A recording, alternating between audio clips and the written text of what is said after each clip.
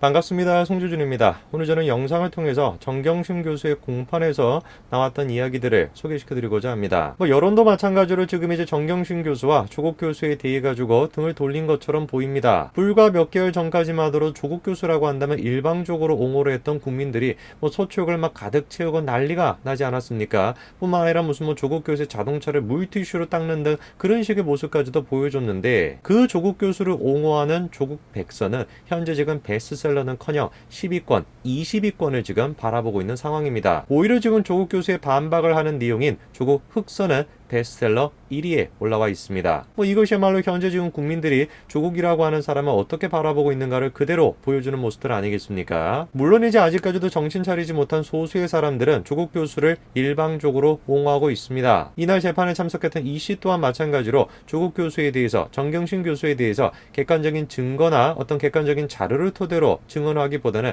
일방적으로 옹호하는 듯한 그런 내용의 증언을 쏟아냈는데요. 결국 그런 식으로 행동하다가 재판장으로부터 꾸지람까지 들었습니다. 함부로 위증해서는 안 된다라는 경고까지도 받은 것인데요. 이날 재판에서 어떤 내용이 오고 갔는지 오늘 저는 그거에 대해서 정리해드리고자 합니다. 같이 한번 좀 보시죠. 정경심 교수와 관련돼 있는 공판이 또다시 열렸습니다. 자, 그런데 이날 공판에서 이런 이야기가 나왔습니다. 증인으로 참석한 최성의 조카에게 재판장이 물타기 마라, 위증죄까지 경고했다라는 것인데요. 이날 재판으로 참석한 사람은 이모 씨인데요. 이모 씨는 최성의 동양대 총장의 조카로 동양대 식당 운영을 문제로 최 총장과는 이미 사이가 벌어져 있는 상태입니다. 최성의 총장과 최성의 조카는 가족입니다. 그 가족끼리라고 한다면 어떤 경제적 이익이 됐든지 간에 가족이 우선이다, 이렇게 돼야 되는 것이 맞을 것 같은데, 근데 이 식당 운영을 두고서 최 총장과 가족과 사이가 그렇게 멀어졌다, 이 내용만 보더라도 이 지금 조카라고 하는 분이 평상시에 가족을 어떻게 생각했는지를 그대로 확인할 수 있는 부분 아니겠습니까? 이날 재판에서도 최 총장의 조카는 최 총장에 대한 비난과 함께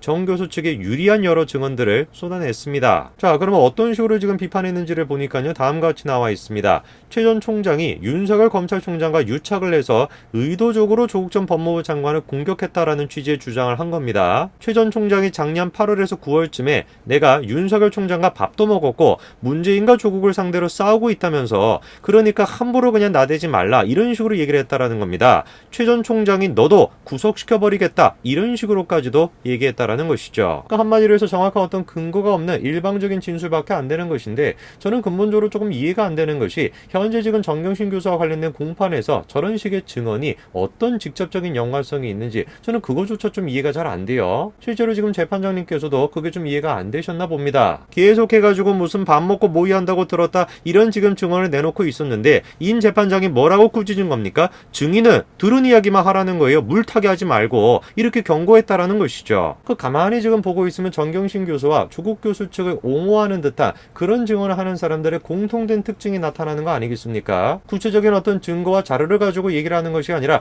일방적으로 내가 그렇게 봤다, 내가 그렇게 들었다, 이런 식으로 그냥 쏟아내놓고 결국에 가서는 사실이 아닌 것으로 밝혀지는 부분들이 나타나고, 이런 식으로 계속 증언을 하는 거예요. 지금도 마찬가지 아니겠습니까? 전혀 뚱딴지 같은 그런 얘기들을 꺼내가지고 물타기 하다가 지금 재판장으로부터 경고까지 받은 것이죠. 최 총장의 조카가 이런 식의 모습을 보였던 게 하루 이틀 전의 모습이 아닙니다. 자, 일전에 이미 어디에 출연했던 겁니까? TBS 라디오 김어준의 뉴스공장에 출연했어요. 거기서도 무슨 얘기를 했습니까? 조 전 장관의 딸과 아들을 동양대에서 봤다라면서 정 교수 측에 유리한 이야기를 그때도 했었죠. 김어준의 방송이야 저런 식의 소설 같은 이야기를 마구잡이로 그냥 늘어놓는다라고 할지라도 그거를 듣는 사람들 같은 경우는 일방적으로 그냥 다 받아주는 사람들이니까 저런 얘기를 할 수가 있죠. 그러나 재판에까지 와서 저런 식의 얘기를 하면 어떻게 될까요? 큰 코 다치지 않겠습니까? 실제로 이날 재판에 와서도 저런 식의 비슷한 취지의 증언을 했습니다. 그러다가 재판장님께 혼났죠. 자, 변호사가 이렇게 질문을 하죠. 2012년 여름 조민을 본 적이 있는가? 라는 질문에 대해서 맞다고 얘기합니다.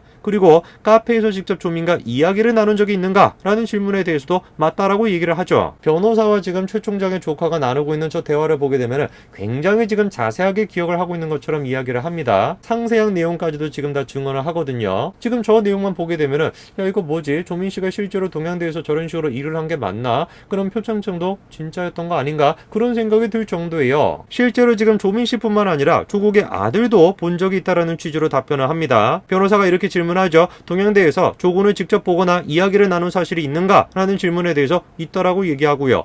2012년 여름 조군이 동양대 어린이 캠프 멘토로 활동하는 것을 보았나? 라는 질문에 대해서도 맞다라고 얘기를 합니다. 저 얘기만 들으면 다 맞는 얘기 아닌가? 이런 생각이 들 정도예요. 이거 조민 씨가 됐건 조국의 아들이 됐건 다 실제로 동양대에 가서 그런 식으로 일을 해가지고 표창장을 받은 거 맞는 거 아닌가? 봉사한 거 맞는 거 아닌가? 그런 생각이 좀 듭니다. 그런데 말입니다. 변호사가 아니라 검찰과 대화를 한다면 어떻게 될까요? 자, 아까 전에 혹시 여러분 이거 기억나십니까?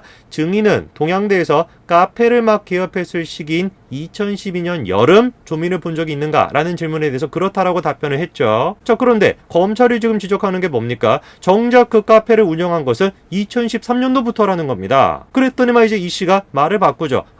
2012년에는 커피 머신을 가져다 놓고 일을 한 것이다. 그렇게 말을 바꿨다라는 것입니다. 아까 전에 우리가 증언의 내용을 생각해 본다면 이미 2012년 여름에 개업을 해놓고 그 카페를 지금 열어놓고 조민에게 커피를 마실래 이런 식으로 다 개업을 한 것처럼 보였는데 갑자기 말이 싹 바뀌죠. 자, 말을 바꾸는 것은 여기서 끝나지 않습니다. 고영건 부장검사가 다음과 같이 질문합니다. 그때 원어민 교수가 같이 있었습니까? 라고 질문하니까 옆에 있었다라고 얘기하죠. 다시 한번 확인합니다. 보신 건 맞다는 거죠? 라고 질문하니까 맞다 이렇게 얘기합니다. 저 얘기가 지금 무슨 얘기냐? 최성희 총장의 조카가 뭐라고 증언을 했었습니까? 마치 지금 동양대 와가지고 조민 씨가 아이들을 가르치고 하는 거, 튜터 활동을 하는 거 그런 거를 봤다. 그런 취지로 얘기를 하지 않았습니까? 부장검사가 질문하는 게 그거죠. 조민이 그런 식으로 아이들을 가르칠 때 원어민 교사가 같이 있었냐? 2번이나 확인 질문합니다. 그리고 2번 다 뭐라고 답변합니까? 같이 있었다. 이렇게 얘기를 했잖아요. 그런데 어떻게 된 것인지. 그 당시 조민이 튜터 활동을 했다는 것은 원어민 교수가 있는 강의가 아니었다라는 것입니다. 그러면 도대체 지금 이 증인은 뭘 본 겁니까? 있지도 않은 사람이 있었다라고 하는 그런 식의 무슨 활동을 봤다라는 것인데 헛개비를 본 걸까요? 말이 지금 하나도 앞뒤가 안 맞다 보니까 재판장이 직접 나서가지고 경고를 합니다. 이 씨의 답변이 끝나자마자 임정열 재판장이 뭐라고 경고를 합니까? 재판부가 증인에게 위증죄를 경고한다. 이렇게 바로 경고한 것이죠. 계속 해가지고 지금 증인이 내놓고 있는 증언 자체가 어떻다라는 겁니까? 신빙성이 없다라는 걸 그대로 지금 보여주고 있는 장면들인 것이죠.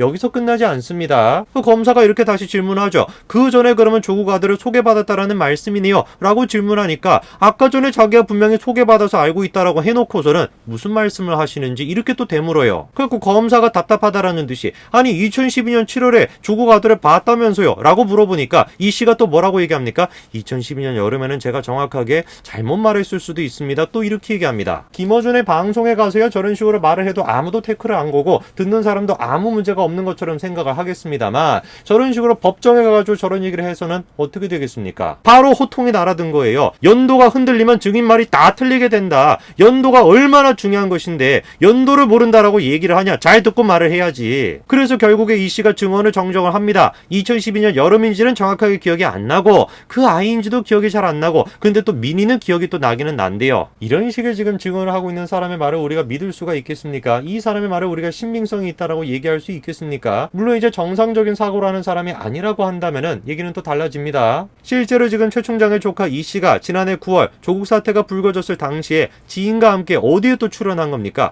김어준의 뉴스공장에 출연을 해가지고 최 전 총장과 야당 정치인 간의 연루설이 언급된 대화 녹취록을 제공했다라는 겁니다. 저런 식의 녹취록이라고 한다면 저도 만들겠습니다. 재준이랑 그냥 한 사람 그냥 불러가지고 서로 대화하고 녹취해가지고 짠 이렇게 하면 되는 것인데 뭔 놈의 저게 지금 쓸모가 있는 얘기겠어요. 그 저런 식의 쓸모없는 얘기가 쓸모 있는 것처럼 포장이 되는 방송이야 김어준의 방송이 되겠지만 재판에서는 저런 게 통하지가 않습니다. 보세요. 검찰은 녹취록과 반대되는 내용이 방송된 사실을 지적을 했다라는 겁니다. 그랬더니만 이 씨가 모르겠다. 김어준의 뉴스공장에 간 것은 김 씨를 따라 콧바람을 쐬러 간 것이다. 이런 말만 되풀이했대요. 최 총장의 조카 지금 이 씨의 증언에 대해서는 제가 덧붙일 말이 없습니다. 영상을 보시는 분들이 이미 다 판단하셨을 거라고 제가 믿습니다. 여러분 그리고 혹시 그거 기억나십니까? 조국이 장관으로 이제 그 후보가 됐었을 때 조국 인사팀에서 강력하게 주장했던 것 중에 한 가지가 뭡니까? 그 코링크 피와 조국 전 장관의 무슨 오촌 조카랑 관련성이 없다. 그렇게 막 강력하게 주장하지 않았습니까?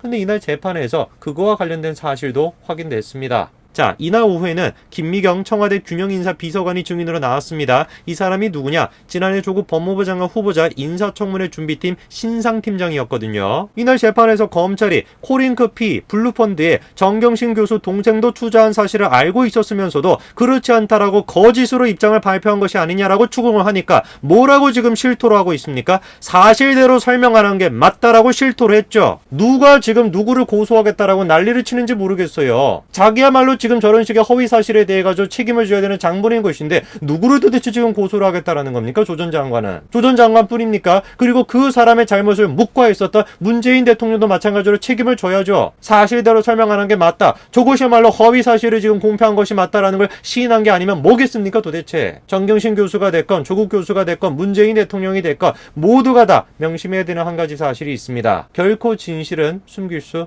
없다라는 거. 결국 시간이 지나니까 다 드러나는 거 아니겠습니까? 이제 그만 욕심을 내려놓으시고 내려오시기 바랍니다. 오늘까지 말씀드리겠습니다. 감사합니다.